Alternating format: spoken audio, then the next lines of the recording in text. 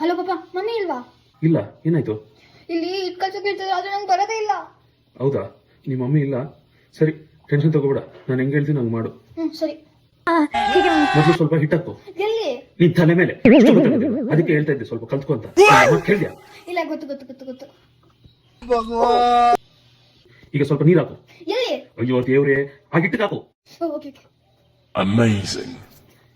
ಇವಾಗ ಎರಡನ್ನು ಮಿಕ್ಸ್ ಮಾಡು. ಇವಾಗ ನೋಡು, ವೆಟ್ ವೆಟ್ ಆಗಿದೆ ಪಾಪ. ಇವಾಗ ಇನ್ನೂ ಸ್ವಲ್ಪ ಅದಕ್ಕೆ ಹಿಟ್ಟು ಹಾಕು.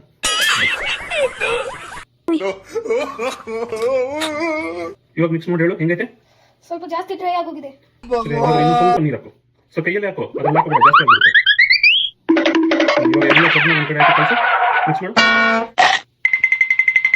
ಸರಿ, ಇವಾಗ ನೋಡು, ನಾನು ಫೋಟೋ ಕಳಿಸು ಹೆಂಗ್ ಬಂದಿದೆ.